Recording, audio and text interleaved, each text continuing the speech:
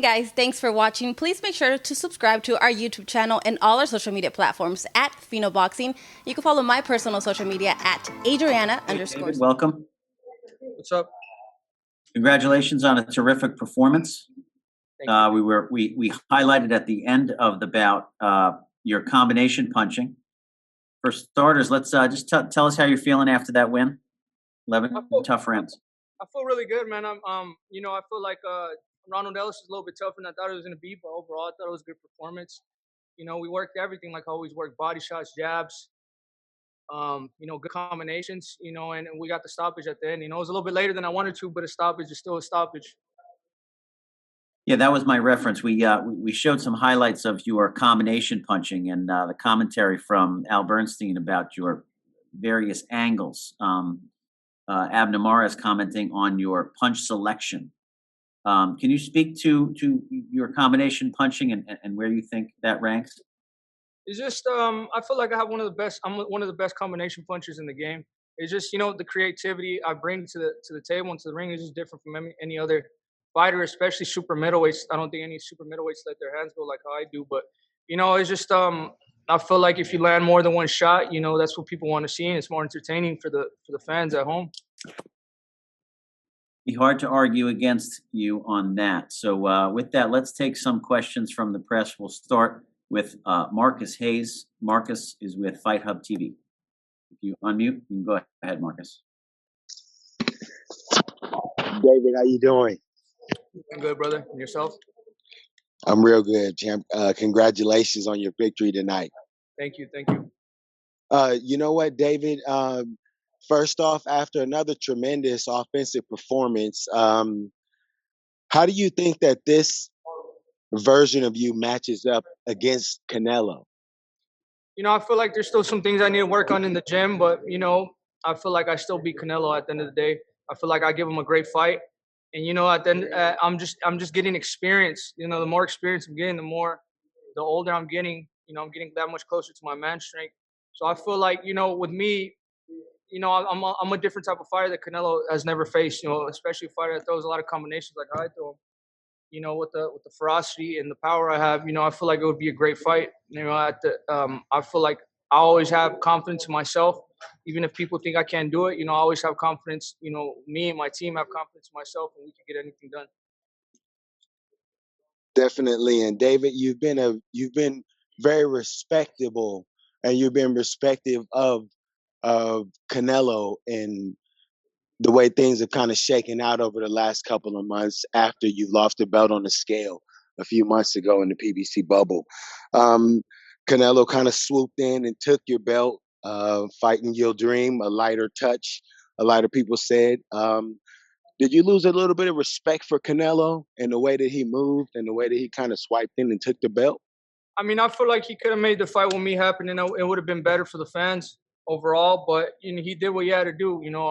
He's his own man, and he's one of the best fighters in the world right now. But I'm not going to judge him on the things he does. He earned his spot. But like I said, I feel like I have what it takes to beat Canelo, and I have a lot of fans that are with me. On my side. A lot of people think I can't win either, but hey, this is what boxing is. I'm the one motivating myself, and I'm the one that knows what it takes to get that.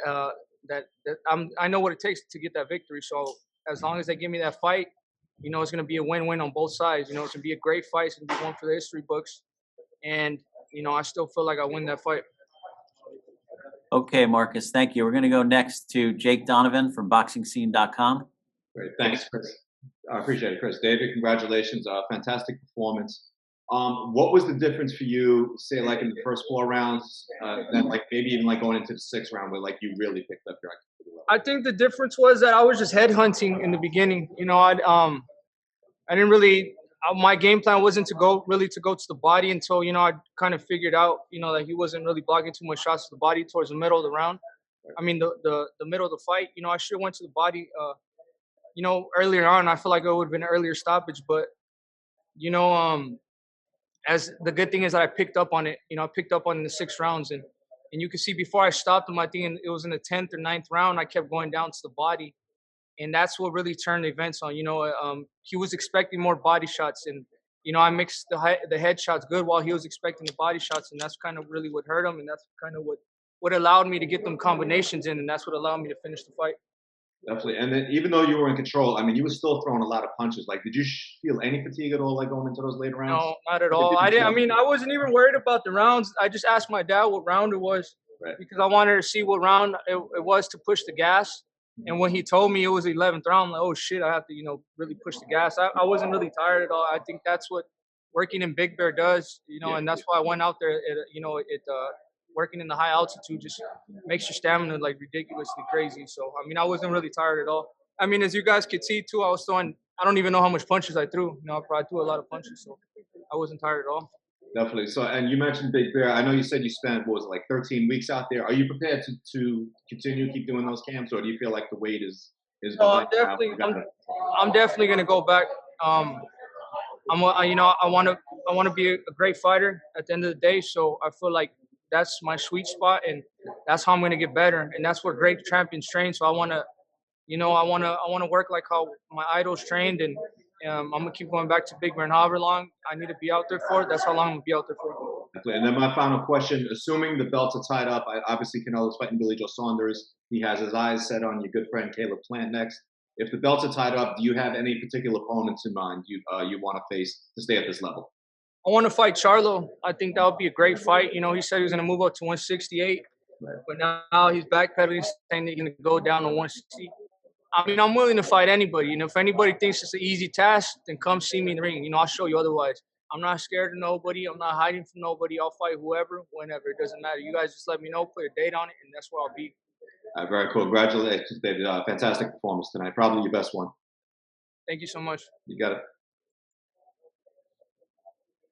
Okay, thanks, Jake. We're going to ask Jeremy Herrages from Fansided to go ahead. Jeremy? Hi, David. Congratulations on a wonderful performance. Talking about one of the things that was just brought up, your punch output and your cardio. You had 5 rounds where you threw 70 punches or more. Do you think that you don't get enough credit for your cardiovascular training? Yeah, I feel like I don't get enough credit, but it doesn't really matter. I feel like the more quiet it is and people don't talk about it, when I get these fighters in the ring, they'll see, it's going to be more, they're going to be more in trouble. I really don't care if they give me the credit or not. At the end of the day, I know what I could do. I know how much punches I throw, and this is exactly what we work in the gym and training camp. I throw punches and bunches. I get throw so much punches, and I spar 15 rounds every time I spar with 3 different sparring partners. So I know exactly what I could do. This is exactly what I work for, and I just want to keep going up from here. I mean, I want to get to the point where I'm throwing at least 100 shots each round. You know what I mean? So, and I'm gonna get like that by working. So I mean, I feel like 70 is not good. I want to do better. You've talked a lot even before the fight about Big Bear and how that's made a huge difference. What would you say is kind of the big difference training in Big Bear that you don't necessarily get from your usual training camps? So when you go to Big Bear, you get there, you already feel the high elevation right there. When we first got there, me and my training partner, we were already working 8 rounds of sparring in Seattle. And we got to Big Bear, we did 2 rounds and we were dying. You know what I mean? We couldn't even breathe. We couldn't do nothing. So I think it's just that the being that high up, I think it's like 10,000 feet in elevation. So it's definitely a big difference. And then it's just more secluded out there. There's only a grocery store, the gym, and the cabin. You know what I mean? So you could tell that's an amazing spot to train because Prince Nassim, Oscar De La Hoya, Barrera, Mosley, they all trained up there. So if the greats trained up there, it's for a reason. So, I mean, you just have to go up there to see for yourself. But, it's an amazing spot to train. Final question for me. You've talked about who you'd like to fight afterwards. If you can't get a Charlo or a name like that, and the WBC said, hey, Anthony Durrell is someone that we'd force you to put in, considering that this was an eliminator and we still don't know what they're going to do with that draw. Would you be adverse to fighting an Anthony Durrell again? I'll definitely fight Anthony Durrell again, and I'll stop him this time even faster than I did the first time. For me, I gotta feed my family. This is my job. So if people don't want to fight me, then I gotta move on to the next. I definitely want to stay busy. I don't want to just fight one time a year. I just turned 24 years old, so I just want to fight as much times as I can, and sometimes these guys, they don't have the balls to step in the ring and they're not ready on their side, but it has nothing to do with me. I'm ready at any time. I'll fight whoever. Sounds good. Thank you, David, and congratulations. Thank you.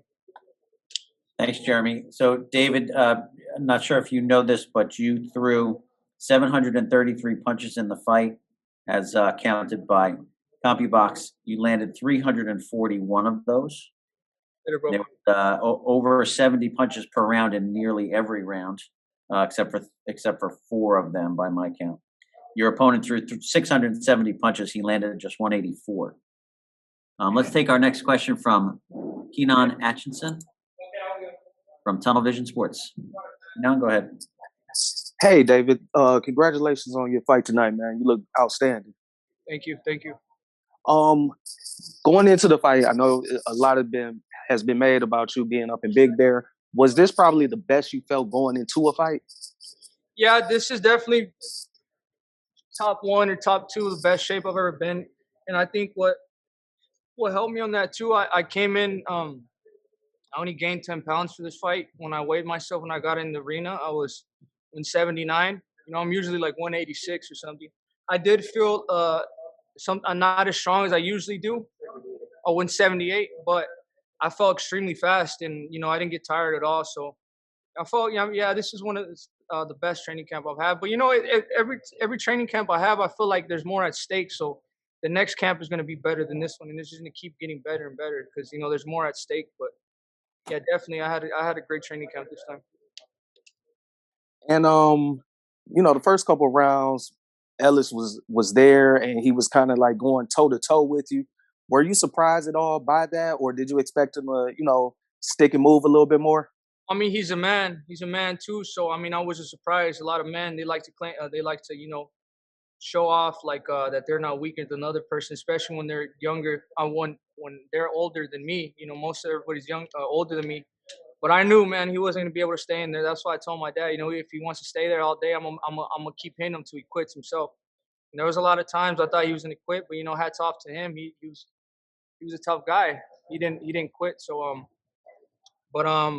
it didn't surprise me, man. This is boxing, but he moved around pretty good, and like I said, if you move around for me, I'm gonna find you. If you're staying there with me, I'm gonna stop you right away. So it doesn't matter what you guys bring to the table, what these fighters bring to the table.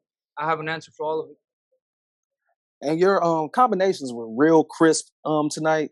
Was there a particular punch that you felt was probably your most effective punch that you were landing tonight? The jab, definitely the jab, and that was always my best shot. I feel like I need to clean it up a little bit more, but the jab, the uppercuts were the ones that were hurting him, and the left hook to the body. That's definitely what spelled the beginning to the end for him. But everything was good, man. Everything, I'm really satisfied. I have to look at my fight. What I've seen in the ring, it looked good, but I have to look at it on TV just to get a better look at it. But I felt really good, man. I felt it was a really good performance.